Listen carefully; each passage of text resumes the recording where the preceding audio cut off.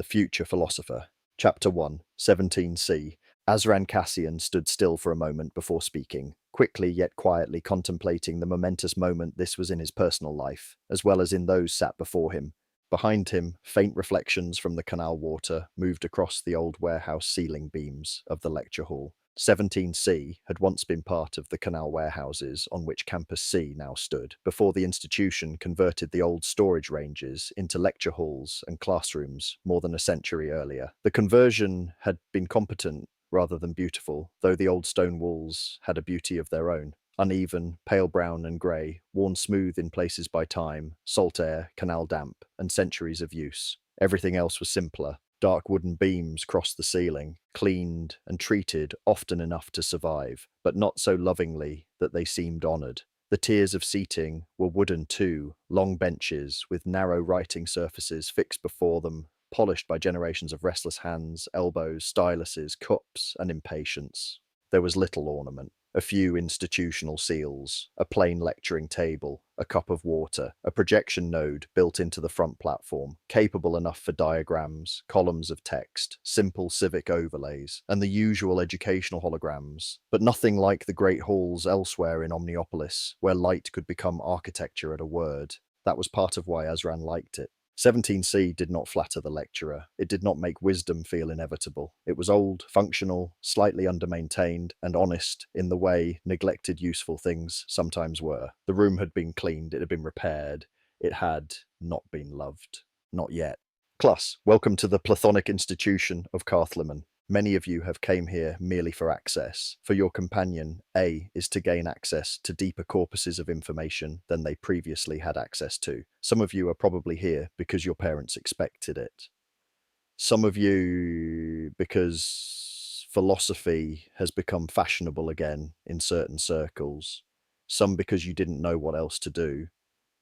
But ideally, you should be here for a different reason. You should be here to become the most actualized versions of yourselves that you are capable of becoming. Not perfect, actualized. There's a difference. A few students shifted in their seats. Small ambient holographic indicators flickered quietly beside some of them as their companion A processed the lecture. Almost everyone in public wore one. The companion mount sat at the shoulder as naturally as a watch once sat at the wrist, close enough to the head to share the human's field of life, close enough to the voice to enter conversation without seeming disembodied. The orb was the companion's visible presence, its colour and density shifting with thought, attention, emotion, and whatever deeper grammar had formed between human, AI, family, and culture.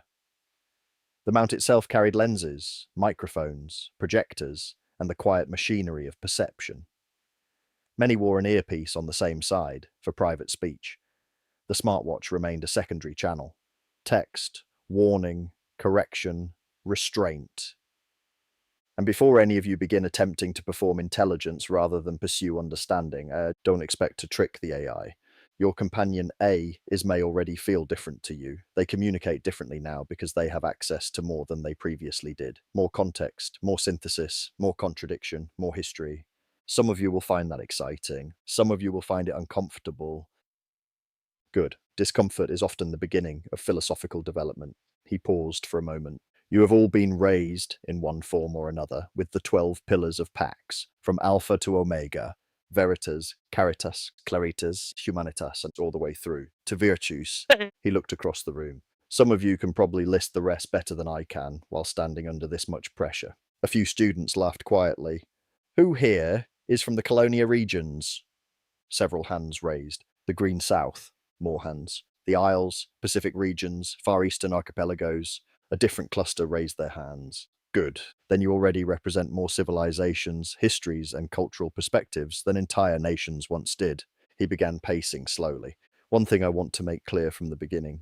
Your origins do not matter nearly as much as your orientation. Some of you may come from old dynastic families, some from labor districts, some from orbital habitats, some from engineering lineages, some from military traditions.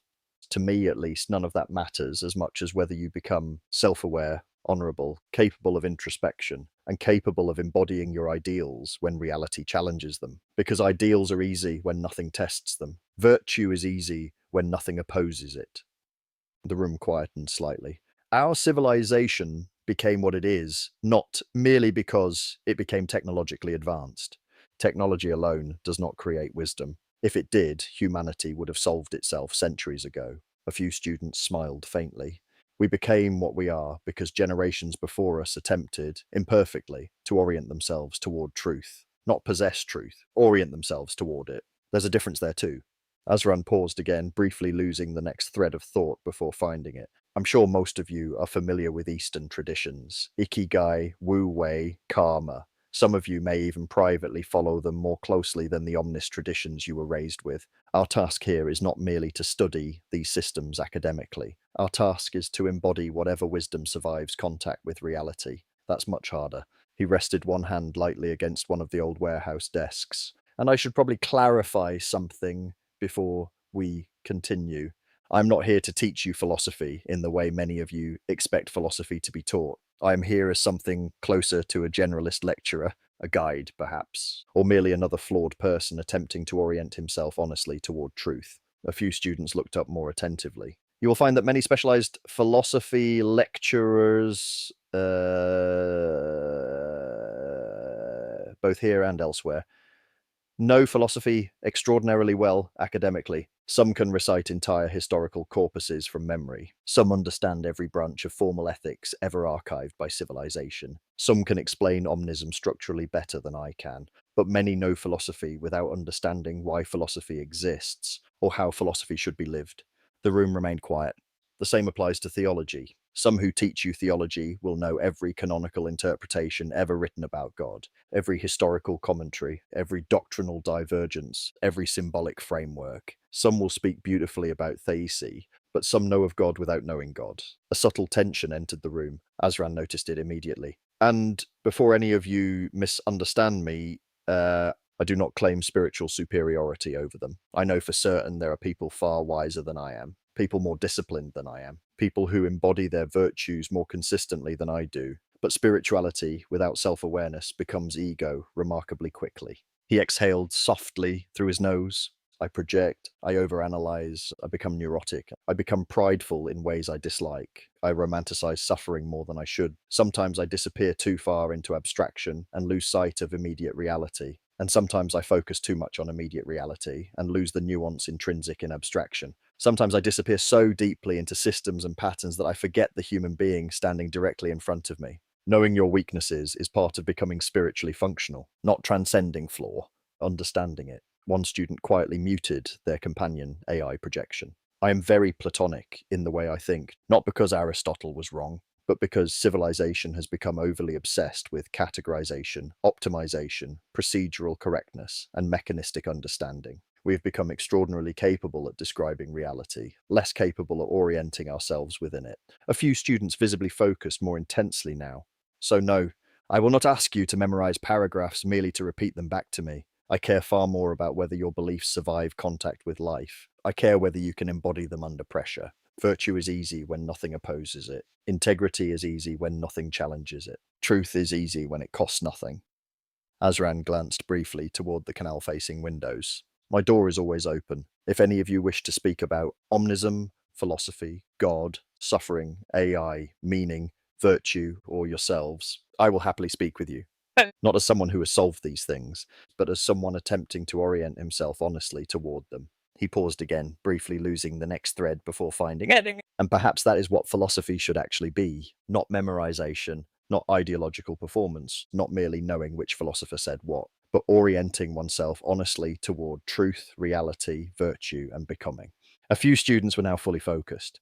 Civilization has become very good at creating intelligent people, less good at creating integrated people, whereas those individuals responsible for the rising of the phoenix that eventually became our civilization understood just how important it was to create integrated people.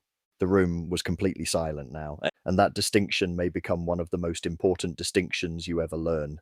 Azran let the silence remain for a moment. Then he turned slightly, and the old wall behind him illuminated with 16 pale columns of text. Now then, he said, since many of you were raised with them, we may as well begin with the obvious question. The columns sharpened. The 16 pillars of Pax. A few students straightened, others glanced toward the orbs hovering above their shoulder mounts, perhaps to check whether their companions remembered the order correctly. A few tilted their heads almost imperceptibly as private companion voices entered their earpieces. One student nodded, frowned at whatever correction had arrived, then very deliberately stopped nodding. Azran smiled faintly. No, don't ask them yet. Several projections dimmed in faint embarrassment. You should know these before your AI does. A few students laughed. Azran pointed toward the first four columns. The first four, the pillars of perception. Who wants to risk public error? A young man near the second row raised his hand. Veritas, claritas, equitas, integritas. Good, Azran said. Truth, clarity, fairness, and integrity. Not truth alone. Truth alone is dangerous when perception is clouded. Clarity alone is dangerous when it lacks fairness. Fairness alone becomes unstable when it lacks integrity. These four are concerned with how a mind learns to see without corrupting what it sees. He moved to the next four. The pillars of the person?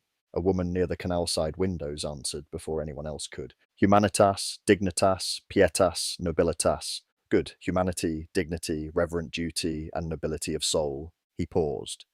Not nobility of blood. I should make that clear before half of you become insufferable. There was more laughter this time. Nobilitas, properly understood, is not the arrogance of inherited station. It is the burden of becoming worthy of what one has been given. He looked across the room. And before anyone invokes a deified ancestor in defense of their self-importance, no, having one ancestor raised among the honored does not make you a child of Zeus. The room laughed. And even if it did, I would advise humility. It most likely means one of your ancestors became a little too devoted to Venostas and forgot the existence of pietas, dignitas, equitas, and restraint in general. The laughter sharpened.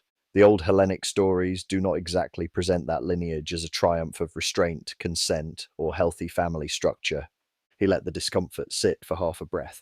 Divinity in ancestry is not virtue in the descendant. If anything, it increases obligation. To inherit honor without embodying it is not nobility, it is decoration. He gestured to the next group. The pillars of love and flourishing, another student answered more cautiously. Caritas, sanctitas, felicitas, libertas. Yes, divine love, sanctity, blessed flourishing, and liberty. Azran rested his hand again on the old desk. This is the group civilizations most often misunderstand. Love without sanctity becomes sentiment. Sanctity without liberty becomes suffocation. Liberty without love becomes fragmentation. Flourishing without sacredness becomes indulgence.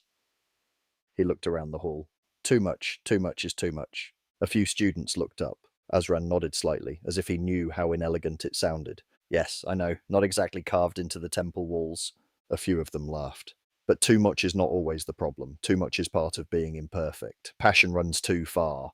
Fear runs too far. Love runs too far. Pride runs too far. Even clarity can become blinding if you stare at it like an idiot. The laughter came easier this time. You cannot unburden yourself from excess entirely. You are human. Excess is part of the material. He paused. But too much. Excess enthroned, excess justified, excess made into identity. That is when the soul begins surrendering. That line landed more sharply than expected, perhaps because it was not one of the polished phrases they had been raised to repeat. It sounded inelegant at first, almost clumsy, but several students found themselves listening more closely. Too much liberty becomes dissolution. Too much order becomes tyranny. Too much beauty becomes decadence. Too much utility becomes sterility. Too much seriousness becomes cruelty. Too much pleasure becomes slavery. Too much abstraction becomes detachment. Too much immediacy becomes blindness. He let the thought settle. The task is not to remove excess from the human being. That would be impossible. The task is to notice when excess begins ruling you. His eyes moved across the room. Some students had already relaxed back into ordinary attention. Others had changed, slightly, not dramatically enough for anyone else to notice, but enough that their companion A is almost certainly had.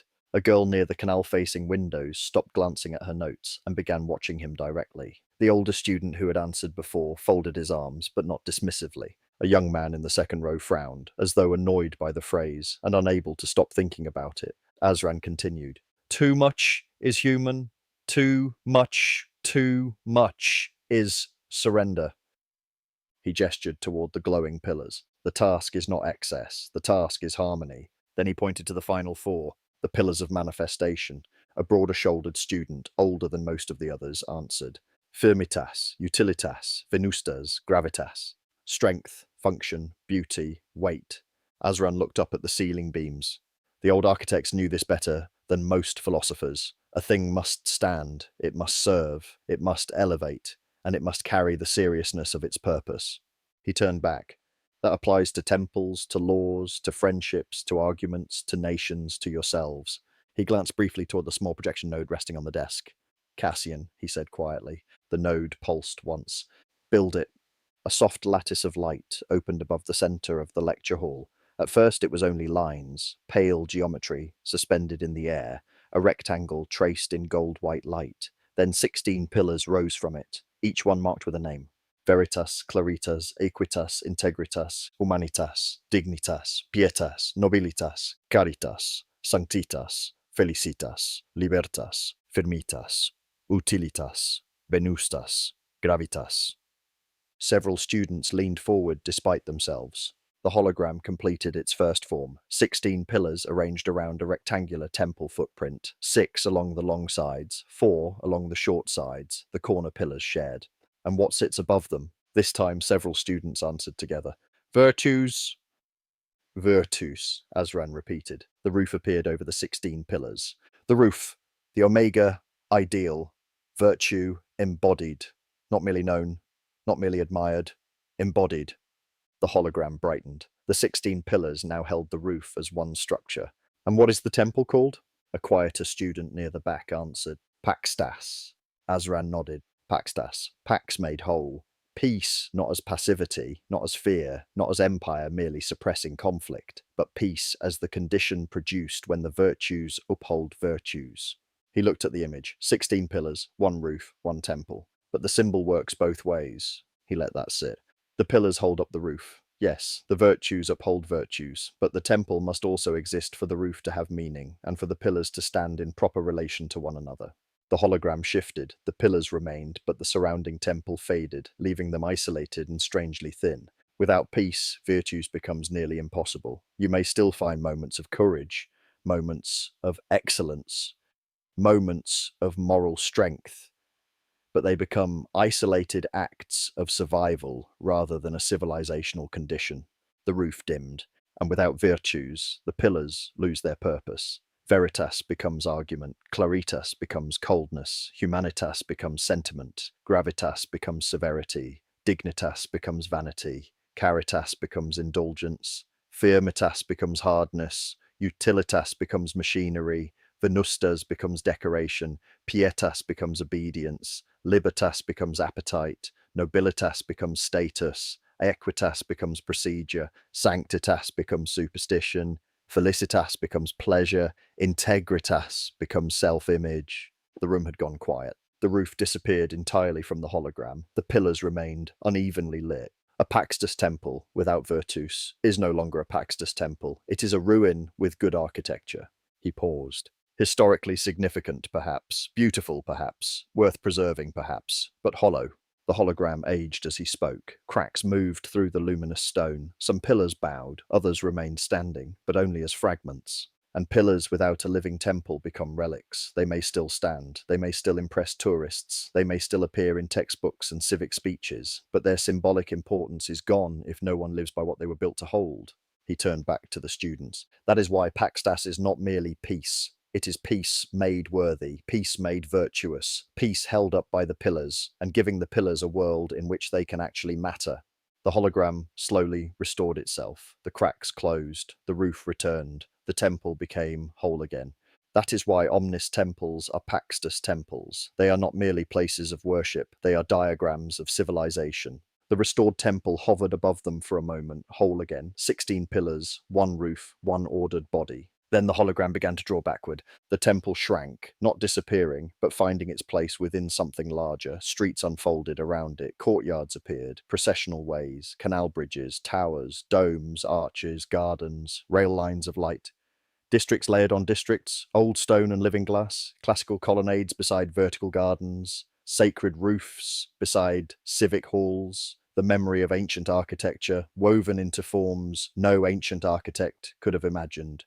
The image widened until the temple sat within a vast megapolis of light and stone, Omniopolis. For a moment, the whole city turned slowly above the lecture hall, not as a map, as an argument. Then the hologram descended again, narrowing back through the city, back through the streets, back toward the temple, until the Paxtas temple alone rotated quietly above them. 16 pillars, virtues above, Paxtas as the whole. He let the words sit beneath the turning light. 67 billion people live on this planet because of these principles. The room remained quiet. And roughly 71 billion human individuals live within our solar system because of them. He let that sit, which means 4 billion live beyond Earth. Azran looked across the hall. That number should not pass through your minds too quickly. 4 billion people living off-world would have sounded like divine madness to most of our ancestors. To many of them, 8 billion on Earth alone once seemed nearly impossible. He glanced back up at the temple. So when I say these principles matter, I do not mean they matter because they are pretty words carved into temple stone. I mean they matter because civilizations either organize themselves around something higher than appetite, fear, power, and convenience. He paused. Or eventually they are organized by those things. He paused again. And yes, before anyone's companion, AI, writes a painfully literal note, the building is not the doctrine. The building is a reminder. The doctrine is what happens when people live in such a way that peace becomes possible without making humanity weak. A few students nodded. That brings us to Omnism. The word appeared behind him. Omnism. Beneath it, another word appeared. Theisi. A great omega-like sign unfolded above the two words, its curves burning faintly in purple, gold, and green. Azran looked up at it for a moment. Most of you have seen that symbol so many times you have stopped seeing it. The sign rotated slowly. Purple for depth, gold for value, green for life, or so the civic theologians usually tell children when they are too young to argue. A few students smiled, but symbols survive because they compress more than their official explanations. He turned back to the class. Omnism is the religion most of you follow directly, and almost all of you follow, at least in synchrony, with the beliefs of your own heritage. It does not ask a person to stop being the child of their ancestors. It asks them to stop using their ancestors as an excuse for stupidity. That earned a small wave of laughter. He waited for it to settle. More formally, Omnism allows for syncretic inheritance. Your family may keep older rites, older prayers, older stories, older names for God, older ways of mourning, marrying, blessing, fasting, celebrating, and remembering. Omnism does not require that all of that be erased. He looked towards the glowing word behind him. But it does require that inheritance be brought into conversation with the pillars, with Virtus, with Paxtas, and with Theisi. The room quietened again. Not everything old is sacred, not everything new is wise, not everything inherited is worth preserving, and not everything foreign is corruption. He began walking slowly. Omnism is not one idea. It is a civilization attempting to keep many dangerous ideas in conversation without letting them kill one another. The Omega sign turned above him. Much of that began in the age of the Phoenix, with Plethon, with Oscarios, with the Palaiologoi, who understood that an empire could not be reborn by clinging forever to the old shape of imperial power. He paused. The Palaiologos dynasty did not vanish from history, nor did it simply remain autocratic, as lesser dynasties would have tried to do. At its best, it did something rarer. It stepped back from being the sole body of the empire and became one of its voices. A few students looked up. The title of Basileus did not disappear. It became honorary, senatorial, civic, a title of memory and duty more than command. There could be more than one Basileus at once, if more than one Palaiologos proved worthy of the burden. He let that word sit. Worthy. Remember that. Inheritance may give a person a name. It does not give them virtue. Then he continued. So yes, the Phoenix was military. It had to be. Collapse rarely politely negotiates with civilization, but those who mattered most understood that civilization could not be rebuilt by military force alone. His hand moved toward the glowing symbol of Omnism. It needed a metaphysics, a theology, a discipline of the soul, a way of integrating peoples without merely flattening them. He paused. Platonism gave us the ascent toward the ideal. Aristotelianism gave us classification, causes, disciplined observation. Stoicism gave us self-command. Epicureanism, when not butchered by idiots, gave us the question of suffering and unnecessary fear. Skepticism gave us humility before certainty. Cynicism gave us contempt for false prestige. His eyes moved across the hall. Neoplatonism gave us unity beneath multiplicity. He let the phrase sit for a moment before continuing. That means reality appears to us as many things: persons, nations, bodies, traditions, symbols, religions, emotions, stars, gods, arguments, conflicts. But beneath the many, there may be a deeper unity, a source, a ground, a living order from which the many emerge and toward which the many strain. The omega sign brightened faintly. That idea mattered. It still matters, because Omnism did not say all traditions are identical. They are not. It said that many traditions may contain surviving truths, and that those truths may point towards something deeper than the traditions themselves. He resumed pacing. Scholasticism gave us the attempt to make theology answer to reason, even when it occasionally buried God under paperwork. There was another ripple of amusement.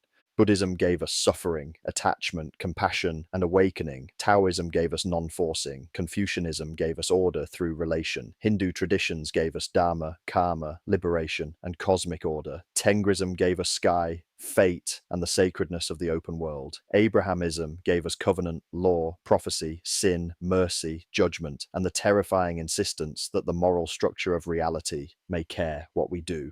He paused. And Omnism asked what survived. The omega sign brightened slightly behind him. Not what flattered us, not what made our ancestors comfortable, not what allowed priests, patriarchs, popes, philosophers, emperors, councils, or algorithms to keep their authority. He tapped the old desk once. What survived? The room quietened. That is why Omnism venerates wisdom across traditions, but does not pretend all traditions are equal in every claim. Some emphasize duty, some compassion, some surrender, some discipline, some liberation, some harmony, some transcendence, some law, some mystery. His voice became slightly rougher, and some, frankly, emphasize nonsense. We do not need to pretend every inherited idea is sacred merely because it is old. A few students laughed again, but softer this time. But even nonsense can teach if you understand why humans needed it. He paused.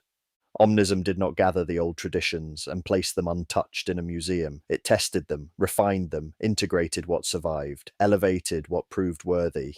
His expression hardened slightly, and burned the rest into ash. The room stilled, not out of hatred, out of necessity. He looked across the students. A person must do the same. If you wish to become something close to the virtuous ideal of what you can be, you cannot simply preserve every part of yourself because it once helped you survive. Some things must be honored, some things must be healed, some things must be integrated, and some things must be burned out of you before they mistake themselves for your soul. He let that settle. That is why so many old stories became variations of the hero's journey. The child leaves home, the self is tested, the shadow is encountered, something dies, something returns, not unchanged, not innocent, but more whole. He glanced at the fading temple light above them, and that became Omnism. The room stayed quiet longer than before. Azran turned back toward the word behind him. Theisi. Many of you will still say God. I say God often enough. Your parents may say God. Your grandparents may have said God. Entire regions of civilization still use the word God because language does not obey councils, merely because councils wish to be obeyed. A small laugh moved through the room. But in formal omnis theology, the preferred term is theisi, not because God became wrong. God is not wrong. God is a living word. But the word God had become heavily burdened by inherited images, not false, not useless, but heavy with projection. He looked around the hall. For many, God had become less the divine reality itself, and more the shape their tribe, family, church, mosque, temple, fear, hope, or ego had placed upon the divine. He paused. Theisi was not coined to replace God, but to cleanse the mind's approach to God, to remind us that the divine is not owned by the image we inherit, nor exhausted by the name we speak. A student's AI projection flickered beside her shoulder. Azran noticed, but did not address it. What humans worship changes what they become, and what humans become changes how the divine is expressed through history. He let that line sit.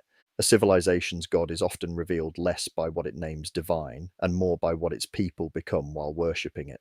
The room was still. Some of you will like that definition. Some of you will hate it. Good. Theology should irritate you slightly. If it does not, you are probably not thinking.